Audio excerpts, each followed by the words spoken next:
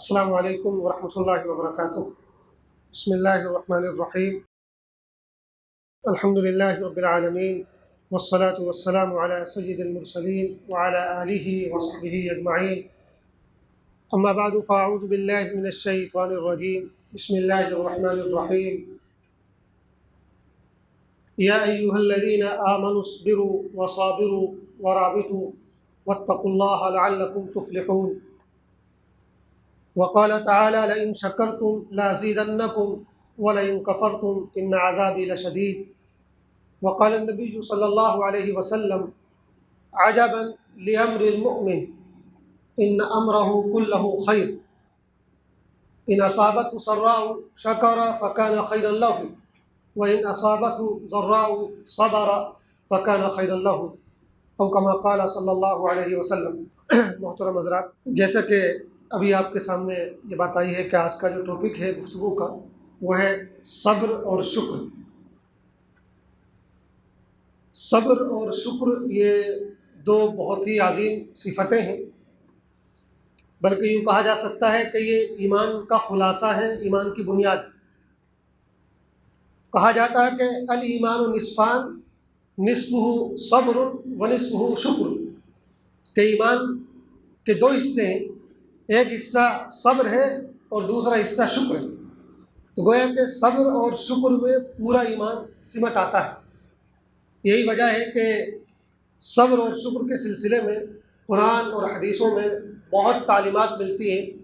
خود قرآن پاک کے اندر صبر سے متعلق 100 سے بھی زیادہ آیتیں ہیں، اور اسی طرح شکر کے تعلق سے بھی قرآن کریم کے اندر بہت سی آیتیں آئی ہیں، اور حدیثوں میں بھی حضور پاک علیہ الصلوۃ والسلام نے ان دونوں صفات کے سلسلے میں بڑی عظیم بشارتیں اور ان کے بڑے عظیم فائدے بیان فرمائے ہیں۔ صبر اور شکر کی سب سے بنیادی بات یہ ہے کہ یہ دونوں اللہ تعالیٰ کی بھی صفتیں ہیں۔ شکر کی جہاں تک بات ہے تو قرآن میں کئی جگہ اللہ تعالیٰ کے بارے میں آیا ہے کہ اللہ تعالیٰ جو ہے وہ شکر کرنے والا ہے۔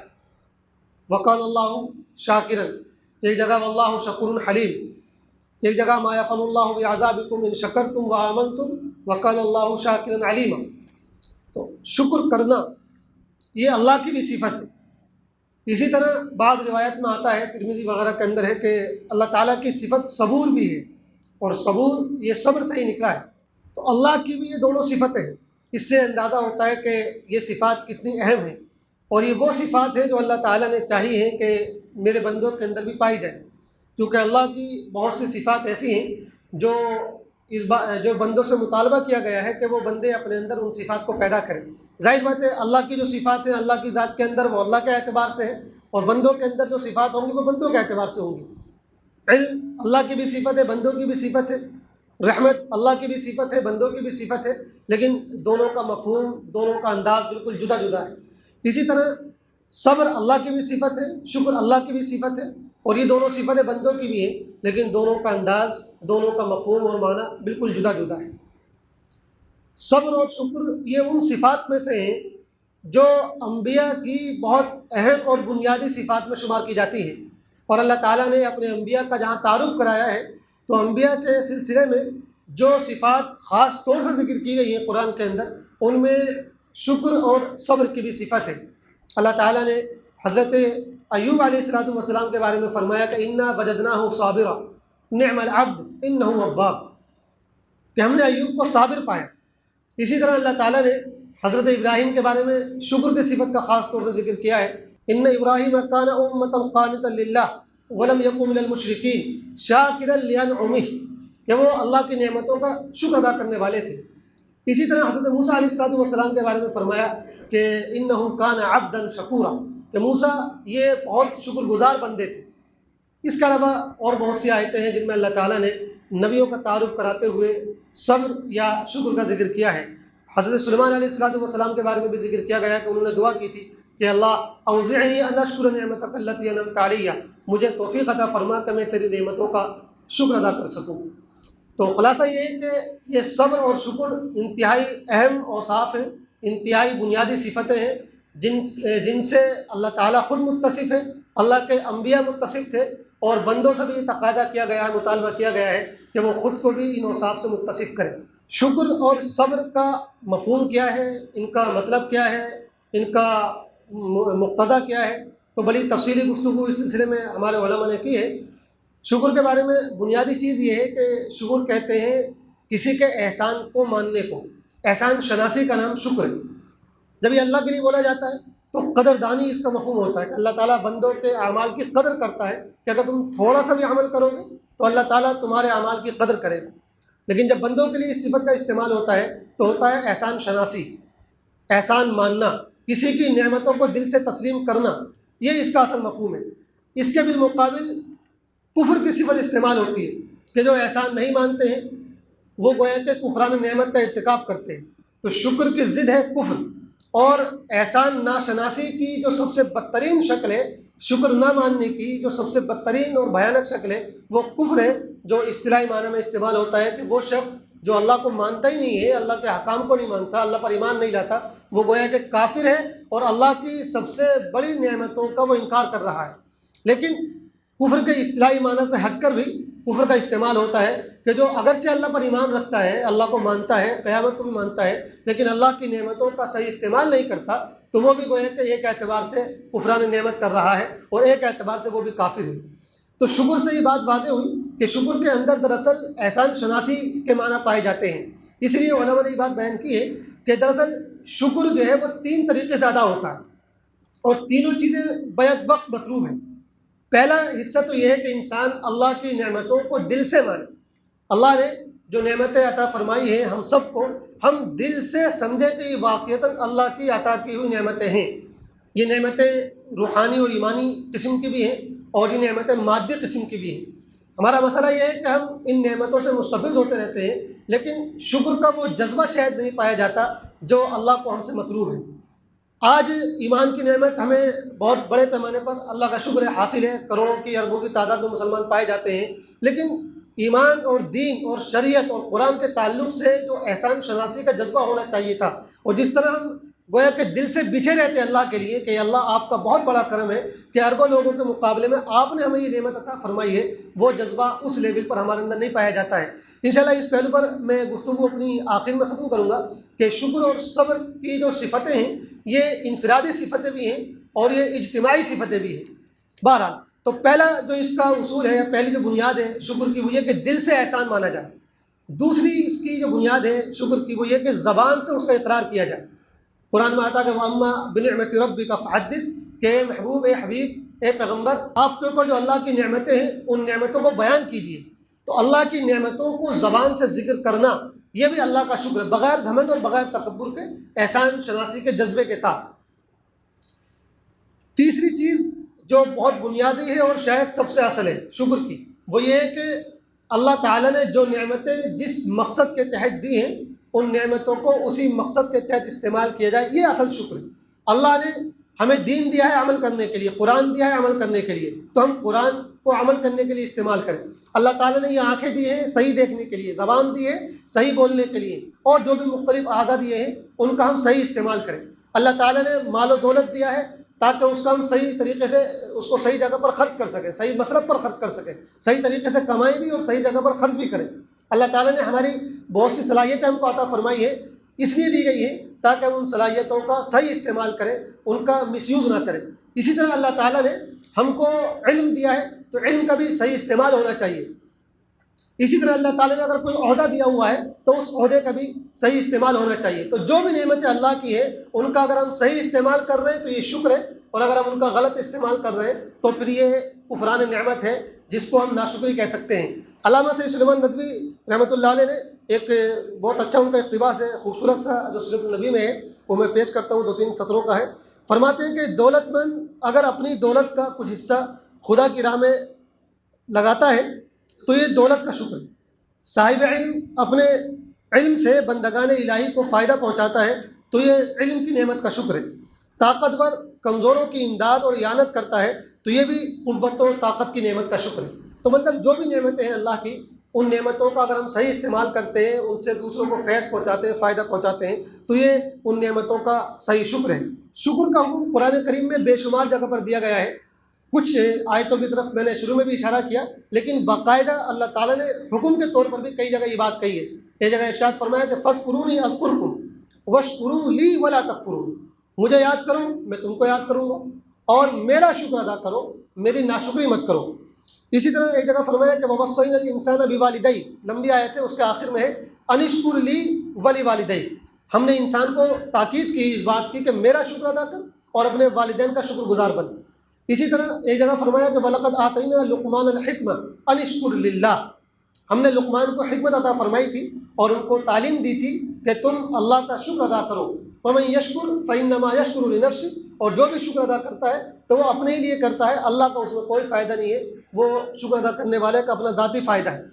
اسی طرح ایک جگہ فرمایا کہ وَرَزَقَكُم مِّنَ الطَّيِّبَاتِ لَعَلَّكُمْ تَشْكُرُونَ، اللہ تعالیٰ نے تمہیں پاکیزہ چیزیں عطا فرمائی ہیں تاکہ تم اللہ کا شکر ادا کرو۔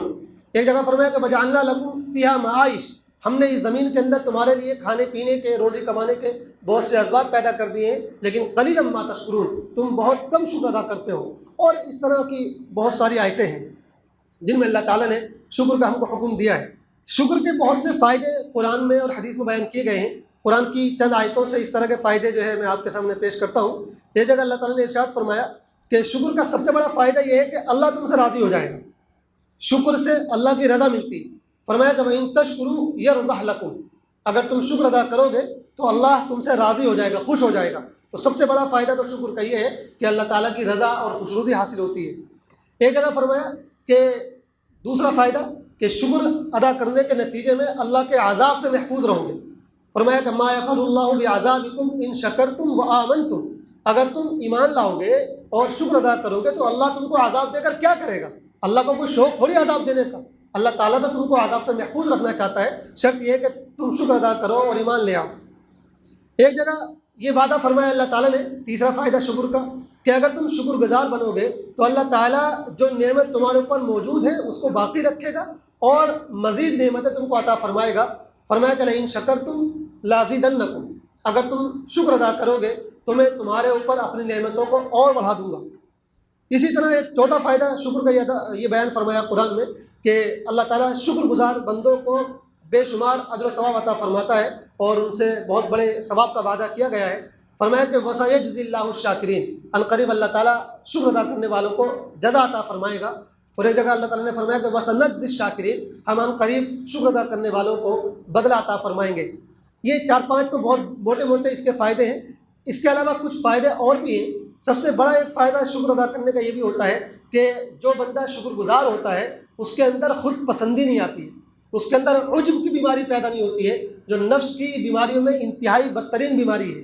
کیونکہ جب انسان شکر ادا کرتا ہے تو وہ یہ مانتا ہے کہ یہ نعمتیں میرا ذاتی کمال نہیں ہیں، یہ نعمتیں اللہ کی عطا ہیں، اور جب اللہ کی عطا میں ان کو مان لے گا تو پھر اس کے پاس چاہے خوبصورتی ہو، چاہے صلاحیت ہو، چاہے دولت ہو، چاہے علم ہو، کوئی بھی اس کے پاس اللہ کی نعمت ہو وہ ان پر اترائے گا نہیں اور ان کو اپنا کمال نہیں سمجھے گا۔ تو شکر کا ایک بہت بڑا فائدہ یہ ہے کہ انسان کو عجب سے اور خود پسندی سے بچاتی ہے۔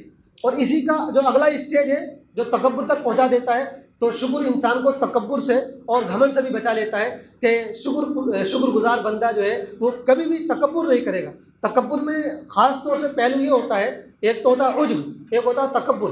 تو عجب تو کہتے ہیں آدمی اپنے آپ کو پسند کرنے لگے، خود پسندی کا شکار ہو جائے، اور تکبر میں یہ ہوتا ہے کہ خود پسندی کے ساتھ ساتھ وہ دوسروں کو حقیر سمجھنا شروع کر دے۔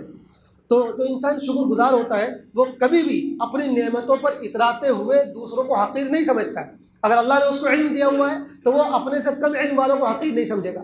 اگر اللہ تعالیٰ نے اس کو خوبصورتی دی ہوئی ہے تو وہ اپنے سے کم خوبصورت لوگوں کو حقیر نہیں سمجھے گا۔ اگر اللہ تعالیٰ نے اس کو کوئی عہدہ دیا ہوا ہے تو وہ اپنے سے کم عہدے والوں کو حقیر نہیں سمجھے گا۔ اگر اللہ تعالیٰ نے اس کو دولت دی ہوئی ہے تو وہ اپنے سے کم عہدے والوں کو کبھی بھی حقیر نہیں سمجھے گا۔ تو یہ شکر کے چند فائدے ہیں۔ ایک سوال یہ ہے کہ ہم شکر گزار کیسے بنیں، شکر گزار کب کہلائیں گے، جب ہم کس طرح کے اعمال کریں؟ تو اللہ تعالیٰ نے قرآن میں اس طرف بھی ہماری رہنمائی فرمائی ہے۔ ایک جگہ فرمایا کہ تقوی اختیار کر کے تم شکر گزار بن سکتے ہو۔ فرمایا کہ فاتقوا اللہ لعلکم تشکرون، تم اللہ کا تقوی اختیار کرو تاکہ تم شکر گزار بن جاؤ۔ دوسرا طریقہ بتایا کہ قناعت سیکھو۔ حدیث میں آتا ہے کہ کن قنعا تکن اشکر الناس، تم قناعت کرنے والے بن جاؤ، قانع بن جاؤ تو تم لوگوں میں سب سے زیادہ شکر گزار بن جاؤ گے۔ قناعت کا مطلب یہ ہے کہ اللہ نے جو صلاحیت، جو دولت، جو علم، جو بھی نعمتیں دی ہوئی ہیں ان نعمتوں پر ہم راضی رہیں، ان نعمتوں پر راضی رہیں اللہ تعالیٰ سے یہ شکوہ نہ کریں کہ تو نے مجھے یہ نہیں دیا اور وہ نہیں دیا. کوشش جاری رہ سکتی ہے بہتر سے بہتر کی تلاش میں، خوب سے خوب تر کی تلاش میں، لیکن جو بھی فی الوقت نعمتیں ملی ہوئی ہیں ان کو حقیر نہ سمجھ کر اللہ کا ان پر شکر ادا کیا جائے، تو قناعت کے ذریعے سے شکر پیدا ہوتا ہے. تیسری صفت یہ ہے کہ اللہ کی جو نعمتیں ہم کو ملی ہوئی ہیں ان نعمتوں میں غور کرنے سے بھی شکر کا جذبہ پیدا ہوتا ہے. قرآن میں اللہ تعالیٰ فرماتے ہیں کہ واللہ اخرجکم من بطون امہاتکم لا تعلمون شیئا وجعل لکم السمع والابصار والافئدہ لعلکم تشکرون. اس میں اللہ تعالیٰ نے اپنی کچھ نعمتیں بیان فرمائی ہے کہ دیکھو جب تم پیدا ہوئے تھے تو تم نہ بولنا جانتے تھے نہ سننا جانتے تھے، لیکن اللہ نے تم کو پیدا کیا، تم کو بولنے کی صلاحیت دی، سننے کی صلاحیت دی، تم کو سمجھنے کے لیے دل اور دماغ عطا فرمائے. یہ نعمتیں اس لیے عطا فرمائی لعلکم تشکرون، تاکہ تم شکر گزار بنو. تو یہ نعمتیں جو اللہ کی ملی ہوئی ہیں ان نعمتوں پر غور کرنے سے شکر کا جذبہ پیدا ہوتا ہے. اسی طرح چوتھا ایک اور سبب ہے شکر گزاری کا جذبہ پیدا کرنے کا، وہ یہ کہ ہم اپنے سے کمتر لوگوں پر نظر رکھیں. جب آدمی اپنے سے برتر لوگوں پر نظر رکھتا ہے تو اس میں ناشکری پیدا ہوتی ہے، لیکن جب انسان اپنے سے کمتر اور اپنے مقابلے میں ان لوگوں پر نظر رکھتا ہے جن پر اللہ کی نعمت ہے اس کے مقابلے میں کم ہے، تو پھر اس کے اندر شکر کا جذبہ پیدا ہوتا ہے. حضور پاک علیہ السلام نے ارشاد فرمایا ایک حدیث میں کہ جب تم ایسے لوگوں کو دیکھو جو اللہ کی نعمتوں میں تم سے فائق ہیں تو ضرور ایسے لوگوں پر بھی نظر ڈال لو جو ان نعمتوں میں تم سے کمتر ہیں، تو یہ تمہارے اندر شکر گزاری کا جذبہ پیدا کرے گا. اسی طرح شکر گزاری کا جذبہ پیدا ہوتا ہے اللہ کی نعمتوں کو صحیح سے استعمال کرنے سے. جب انسان اللہ کی نعمتوں کو صحیح سے استعمال کرے گا تو یہ خود بخود اس بات کی علامت ہوگی کہ اس کے اندر جو ہے شکر گزاری کا جذبہ ہے اور اس کے اندر تواضع ہے، اس کے اندر تکبر نہیں ہے. تو اللہ کی نعمتوں کو صحیح سے استعمال کرنے سے بھی جو ہے اللہ تعالیٰ کے لیے شکر کا جذبہ پیدا ہوتا ہے. جس طرح قرآن میں شکر گزاری پر ابھارا گیا ہے اسی طرح ناشکری کی بڑی مذمت بیان کی گئی ہے، اور ناشکری پر اللہ تعالیٰ نے بڑے عذاب کا وعدہ کیا ہے، بڑے عذاب کی دھمکی دی ہے. کئی اس طرح کی آیتیں ہیں لیکن وقت نہیں تو میں صرف اشارہ کر دیتا ہوں. بعض جگہ قرآن میں کہا گیا کہ کچھ بستیاں تھیں جن کو ہم نے ہر طرح کی نعمتیں عطا فرمائی تھیں اور فبطرت معیشتہ، خوب وہ اترانے لگی ان نعمتوں کی وجہ سے، تو اللہ تعالیٰ کو ان پر عذاب آئے. ایک جگہ فرمایا کہ وضرب اللہ مثلا قریۃ کانت آمنۃ مطمئنہ، کہ ایک بستی تھی جو بڑی مطمئن اور پرسکون حالت میں زندگی گزارتی تھی، یعنی وہاں کے لوگ بڑے اچھے تھے اور ان کے پاس جو ہے اللہ تعالیٰ کی ہر نعمت تھی، لیکن انہوں نے ناشکری کا رویہ اختیار کیا تو پھر اللہ تعالیٰ نے ان پر عذاب بھیج دیا. اسی طرح اللہ تعالیٰ نے جو آیت میں نے پیش کی اس میں آخر میں فرمایا کہ وَلَئِن كَفَرْتُمْ إِنَّ عَذَابِي لَشَدِيدٌ، کہ اگر تم ناشکری کرو گے تو پھر اللہ تعالیٰ کا عذاب آئے گا. تو اللہ کا عذاب آتا ہے ناشکری کے نتیجے میں. دوسری چیز، ناشکری کے نتیجے میں اللہ تعالیٰ کی جو نعمتیں ہوتی ہیں اللہ تعالیٰ ان نعمتوں کو بھی چھین لیتا ہے. بسا اوقات ناشکری کے نتیجے میں اللہ تعالیٰ کی نعمتیں چھین لی جاتی ہیں. اور ایک تیسرا جو عذاب آتا ہے وہ آتا ہے فقر و فاقے کی شکل میں. قرآن کی آیتوں سے مستفاد ہوتا ہے کہ جن قوموں نے ناشکری دکھائی تو اللہ تعالیٰ نے سزا کے طور پر ان کو فقر و فاقے میں مبتلا کر دیا. تو یہ شکر کے بارے میں بنیادی چیزیں تھیں. جہاں تک معاملہ ہے صبر کا جو اصل مطلب ہے وہ ہوتا ہے اپنے آپ کو روک لینا، برداشت کرنا، استقامت کا رویہ اختیار کرنا. صبر انگریزی میں اس کو پیشن بولتے ہیں. صبر کے بارے میں عام طور پہ ہمارے یہاں بڑا غلط تصور ہے، اور صبر کو یہ سمجھا جاتا ہے کہ اگر کوئی مصیبت آ جائے، کوئی پریشانی آ جائے، کسی کا انتقال ہو جائے، کاروبار میں کوئی گھاٹا ہو جائے وغیرہ وغیرہ، تو انسان جو ہے بس صبر کر لے. حالانکہ یہ تو صبر کا تیسرا لیول ہے، تیسرا درجہ ہے. اس سے پہلے دو بنیادیں اور ہیں. تو صبر کے بارے میں یہ کہا جاتا ہے، ہمارے علماء نے لکھا ہے کہ صبر میں 3 باتیں شامل ہیں. نمبر 1 صبر علی طاعت اللہ، یعنی اللہ کی اطاعت پر صبر. اللہ کی اطاعت پر صبر کا مطلب یہ ہے کہ ہم اپنے نفس کو اللہ کی اطاعت پر لگائیں اور جمائیں. جی نہ چاہے تب بھی اللہ کی اطاعت کریں، جی نہ چاہے نماز پڑھنے کے لیے تب بھی ہم نماز پڑھیں، جی نہ چاہے مال خرچ کرنے کے لیے تب بھی ہم مال خرچ کریں. تو اپنے نفس کو اطاعتوں پر لگانا، نہ چاہتے ہوئے بھی اللہ کی اطاعت پر قائم رہنا، یہ ہے صبر کا پہلا درجہ. صبر کا دوسرا درجہ ہے اپنے آپ کو معاصی اور گناہوں سے روکنا. جی چاہ رہا گناہ کرنے کے لیے، نفس جو ہے خواہشات کی طرف مچل رہا ہے، اس موقع پر نفس پر کنٹرول رکھنا اور اپنے آپ کو گناہوں سے بچانا، یہ صبر کا دوسرا درجہ ہے. اور صبر کی جو تیسری قسم ہے وہ وہی ہے جو عام طور پہ سمجھی جاتی ہے کہ کبھی اگر اللہ تعالیٰ کی طرف سے کوئی آزمائش آ جائے، کوئی مصیبت آ جائے، کوئی حادثہ، کوئی نقصان پیش آ جائے، اس موقع پر انسان جو ہے اللہ تعالیٰ کا اس کو فیصلہ سمجھ کر اس کو برداشت کر لے اور اس پر ثواب کی امید رکھے. تو یہ بنیادی طور پر 3 مفہوم صبر کے اندر آتے ہیں. یہ جو تیسرا مفہوم ہے، اس مفہوم کو علماء نے اور بھی وسعت دی ہے اور اس میں چند اور بھی پہلو بیان کیے گئے ہیں. چنانچہ ایک پہلو اس میں یہ بھی ہے کہ اگر دوسرا تم کو تکلیف پہنچا رہا ہے، دوسرے کی طرف سے کوئی تمہارے ساتھ نازیبا سلوک کیا جا رہا ہے، تو اس نازیبا سلوک کو برداشت کر لو اور اس کے قصور کو معاف کر دو اور اس پر اللہ کی جانب سے ثواب کی امید رکھو، یہ بھی صبر ہے۔ اور قرآن میں اس کا بھی ذکر ہے، وَلَا تَسْتَوِي الْحَسَنَةُ وَلَا السَّيِّئَةُ ادْفَعْ بِالَّتِي هِيَ أَحْسَنُ فَإِذَا الَّذِي بَيْنَكَ وَبَيْنَهُ عَدَاوَةٌ كَأَنَّهُ وَلِيٌّ حَمِيمٌ وَمَا يُلَقَّاهَا إِلَّا الَّذِينَ صَبَرُوا۔ تو یہ فرمایا کہ یہ جو صفت ہے معاف کرنے کی، دوسروں کے قصور کو درگزر کر دینے کی، یہ صفت صبر والوں کو حاصل ہوتی ہے۔ تو یہ اس کا ایک بہت بڑا وہ ہے کہ آدمی دوسروں کے قصور کو معاف کرنا سیکھ جائے۔ اسی طرح قرآن کی آیتوں سے بھی معلوم ہوتا ہے کہ میدان جنگ میں ثابت قدم رہنا، دشمن کے مقابلے میں جمے رہنا، رائے فرار اختیار نہ کرنا، یہ بھی جو ہے صبر کہلاتا ہے۔ فرمایا اللہ تعالیٰ نے اذا لقیتم فئة فاثبتوا واذکروا اللہ کثیرا لعلکم تفلحون واطیعوا اللہ ورسولہ ولا تنازعوا فتفشلوا وتذهب ريحكم واصبروا ان اللہ مع الصابرین۔ اس طرح کی آیتیں، لمبی آیتیں کافی، اس میں بھی فرمایا کہ جب دشمن سے مقابلہ ہو تو جمے رہو اور صبر کرو، تو یہ بھی صبر کے مفہوم میں آتا ہے۔ اور بھی علماء نے اس میں کئی ساری قسمیں کی ہیں۔ بہرحال تو یہ بنیادی طور پر صبر کا مفہوم یہ ہوا کہ انسان جو ہے اپنے دین پر، اپنے ایمان پر استقامت کا ثبوت دے، انسان اپنے حالات پر استقامت کا ثبوت دے۔ حالات برے بھی آ سکتے ہیں، اچھے بھی آ سکتے ہیں، اچھے حالات میں اترائے نہیں اور برے حالات میں مایوسی کا شکار نہ ہو، یہ تمام چیزیں صبر کے دائرے میں آتی ہیں۔ صبر کے بارے میں ایک چیز بنیادی طور پر یہ سمجھنے کی ہے کہ صبر کوئی بے بسی کا نام نہیں ہے، صبر کوئی بے چارگی کا نام نہیں ہے، بلکہ صبر دراصل ایک منصوبہ بندی ہے، ایک اسٹریٹجی ہے کہ آدمی جو ہے منصوبہ بندی کے ساتھ، پلاننگ کے ساتھ جو ہے اس چیز کو اپنے سامنے رکھتا ہے، تو وہ دیکھتا ہے کہ ابھی حالات مناسب نہیں ہیں، جب نامناسب حالات ہوتے ہیں تو اس کی منصوبہ بندی کچھ اور ہوتی ہے، اور جب حالات جو ہے دوسرے انداز کے ہوتے ہیں تو اس کی منصوبہ بندی کچھ اور ہوتی ہے۔ تو صبر صرف یہ نہیں ہے کہ آدمی بیچارہ بن جائے، بے بس بن جائے، اب ہم کچھ نہیں کر سکتے تو لہٰذا ہم خاموش بیٹھے، یہ نہیں، بلکہ ہم یہ سمجھیں کہ اس وقت کی جو فضا ہے، اس وقت کا جو ماحول ہے، اس ماحول میں کیا مناسب ہے۔ کبھی ماحول میں اقدام بہتر ہوتا تو اقدام کیا جائے، اور کبھی ماحول کے اعتبار سے خاموشی بہتر ہوتی ہے تو ہم سمجھ بوجھ کے ساتھ خاموشی کا فیصلہ کریں، تو یہ بھی جو ہے صبر کے اندر آتا ہے۔ قرآن کریم میں اللہ تعالیٰ نے بہت جگہ صبر کا حکم دیا ہے۔ فرمایا فاصبر کما صبر اولو العزم، حضور پاک سے کہا گیا کہ جیسے اولو العزم پیغمبروں نے صبر کیا، آپ بھی اس طرح صبر کیجئے۔ ایمان والوں سے کہا گیا اصبروا وصابروا ورابطوا، تم بھی صبر کرو، ایک دوسرے کو صبر کی تلقین کرو۔ اور فرمایا ایک جگہ کہ وَلَئِن صَبَرْتُمْ لَهُوَ خَيْرٌ لِّلصَّابِرِينَ، کہ اگر تم صبر کرو گے تو یہ تمہارے لیے، صبر کرنے والوں کے لیے بہت بہتر ہے۔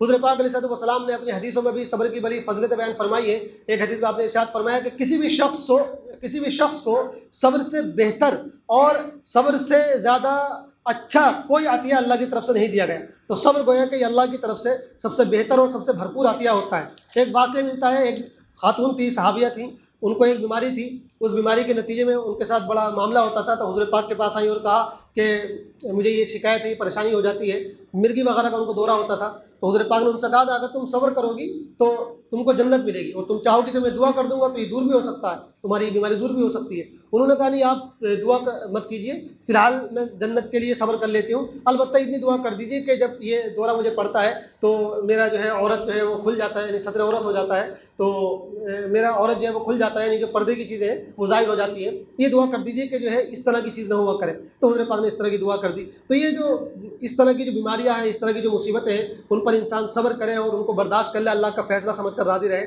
تو یہ سب صبر کے اندر آتی ہیں۔ صبر کے بہت سے فائدے ہیں۔ صبر کا ایک بہت بڑا فائدہ یہ کہ اس سے کامیابی ملتی ہے، لعلکم تفلحون، دنیا کے اندر بھی کامیابی کا وعدہ ہے۔ صبر کا دوسرا فائدہ یہ کہ آخرت میں اللہ تعالیٰ انسان کو کامیاب کرے گا، فوز جس کو کہا جاتا ہے وہ عطا فرمائے گا۔ فرمایا کہ انی جزیتہم اليوم بما صبروا انہم هم الفائزون۔ صبر کا ایک وعدہ یہ ہے کہ اس سے مغفرت اللہ تعالیٰ کی حاصل ہوتی ہے۔ ایک لمبی آیت ہے 22ویں پارے کے شروع میں، وہاں کے والصابرین والصابرات، اس میں کئی صفات گنائی گئی ہیں، اور آخر میں فرمایا کہ اعد اللہ لہم مغفرہ، اللہ تعالیٰ نے ایسے لوگوں کے لیے مغفرت کا وعدہ کیا ہے۔ صبر کا ایک فائدہ یہ ہے کہ اس سے اللہ کی رحمت حاصل ہوتی ہے، اللہ کی نوازشیں حاصل ہوتی ہیں۔ فرمایا کہ اولئک علیہم صلوات من ربہم ورحمہ واولئک هم المہتدون۔ صبر کا ایک بہت بڑا فائدہ یہ ہے کہ اس کے نتیجے میں اللہ تعالیٰ کی طرف سے بے حساب اجر و ثواب ملتا ہے۔ شاید بے حساب اجر و ثواب کا وعدہ غالباً صبر کے علاوہ کسی اور چیز پر نہیں کیا گیا ہے۔ فرمایا کہ انما یوفی الصابرون اجرہم بغیر حساب۔ اسی طرح صبر کے نتیجے میں دشمن کی سازشوں سے آدمی محفوظ رہتا ہے۔ اگر ہم صبر کا رویہ اختیار کر لیں تو دشمن کی سازشوں سے محفوظ رہ سکتے ہیں۔ فرمایا کہ وَإِن تَصْبِرُوا وَتَتَّقُوا لَا يَضُرُّكُمْ كَيْدُهُمْ شَيْئًا۔ اسی طرح صبر کے نتیجے میں اللہ کی محبت حاصل ہوتی ہے، فرمایا ان اللہ یحب الصابرین۔ اسی طرح فرمایا کہ صبر کے نتیجے میں اللہ کی مدد ملتی ہے، ان اللہ مع الصابرین۔ اسی طرح فرمایا کہ صبر کے نتیجے میں مشکلات حل ہو جاتی ہے، اور صبر کے ذریعے سے تم مشکلات کو ہلکا کرنے کی اللہ تعالیٰ سے دعا کیا کرو، استعینوا بالصبر والصلاۃ۔ اسی طرح اور بھی بہت سارے فائدے قرآن و حدیث میں صبر کے آتے ہیں۔ سوال یہ ہے کہ صبر کی یہ صفت پیدا کیسے ہو، صبر ہم اپنے اندر کیسے پیدا کریں؟ تو سب سے بنیادی بات یہ ہے کہ ہم یہ سمجھیں کہ جو کچھ بھی اللہ کا فیصلہ ہمارے ساتھ ہو رہا ہے وہ اللہ کا فیصلہ، اللہ کا کیا ہوا ہے، تو اس میں میرے لیے کوئی نہ کوئی بہتری ہوگی۔ تو ہر چیز کو اللہ کا فیصلہ سمجھے تو اس سے صبر کا یہ جذبہ پیدا ہوتا ہے۔ اسی طرح یہ سمجھے کہ یہ دنیا دارالابتلاء ہے، آزمائش کا گھر ہے، تو یہاں اچھے حالات بھی آئیں گے، برے حالات بھی آئیں گے۔ یہ چیز بھی، یہ تصور بھی ہمارے اندر صبر کا جذبہ پیدا کرے گا۔ اسی طرح دعا اللہ تعالیٰ سے کریں تو انشاءاللہ صبر پیدا ہوگا۔ اسی طرح یہ سمجھنے کی ضرورت ہے کہ جزا اور فضا کرنے سے کوئی حاصل ہونے والا نہیں ہے، کوئی فائدہ نہیں ہے، تو بہتر یہ ہے کہ ثواب کی امید کے ساتھ جو ہے ہم صبر کریں۔ اب آخری بات میں 1 منٹ میں ختم کرتا ہوں۔ میں نے جیسا کہ اشارہ کیا تھا کہ صبر کی یہ صفت جو ہے انفرادی صفت بھی ہے، اور صبر اور شکر یہ دونوں صفات جو ہے انفرادی بھی ہیں اور یہ اجتماعی بھی ہیں۔ جس طرح ہر فرد سے یہ مطلوب ہے کہ یہ دونوں اوصاف اپنے اندر پیدا کرے، اسی طرح ایز اے قوم، ایز اے ملت، پوری ہماری مسلمان قوم سے اور ملت سے یہ مطلوب ہے کہ وہ صبر اور شکر کا یہ جذبہ اپنے اندر پیدا کریں۔ اس وقت مسئلہ یہ ہے کہ نہ تو ہم ایز اے قوم شکر گزاری ادا کر رہے ہیں، یعنی اللہ نے جو نعمتیں ہم کو عطا فرمائی ہوئی ہے، ایمان کی، دین کی، شریعت کی، قرآن کی، ان کے تعلق سے بھی ہمارا رویہ شکر والا بالکل بھی نہیں ہے۔ اسی طرح اللہ تعالیٰ نے ہم کو جو مادی نعمت عطا فرمائی ہوئی ہے، ان نعمتوں پر بھی ہم بالکل بھی شکر گزاری کا جذبہ اختیار کیے ہوئے نہیں ہیں۔ اسی طرح صبر کی جو صفت ہے وہ بھی ایز اے قوم مسلمانوں میں گویا کہ ختم سی ہو گئی ہے۔ ہم بالکل جلد بازی کا مظاہرہ کرتے ہیں، حالات ذرا سے سخت ہو جاتے ہیں تو مایوسی کا شکار ہو جاتے ہیں۔ تو ضرورت اس بات کی ہے کہ جس طرح ہم انفرادی طور پر اپنے اندر یہ دونوں اوصاف پیدا کریں، اسی طرح ہم اجتماعی طور پر ایز اے ملت بھی اپنی قوم کے اندر ان دونوں اوصاف کو پیدا کرنے کی کوشش کریں۔ جب ہم میں سے ہر شخص اپنے اندر یہ چیز پیدا کر لے گا تو انشاءاللہ قوم کے اندر، ملت کے اندر بھی یہ چیزیں پیدا ہو جائیں گی۔ اور جب جو وعدے اللہ تعالیٰ کے انفرادی طور پر ان اوصاف سے، وہی وعدے اللہ تعالیٰ کے اجتماعی طور پر بھی ہیں۔ جس دن مسلمان ان دونوں صفات کو اجتماعی طور پر اختیار کر لیں گے تو اللہ کی نصرت، مدد، توجہ، نوازش اور اللہ کی نعمتوں میں اضافہ، یہ تمام حصولیابیاں اور فائدے مسلمانوں کو حاصل ہوتے رہیں گے۔ اللہ تعالیٰ ہم سب کو یہ دونوں صفات نصیب فرمائے، جو کہا گیا اس پر عمل کرنے کی توفیق عطا فرمائے۔ آمین۔ وآخر دعوانا الحمد للہ رب العالمین۔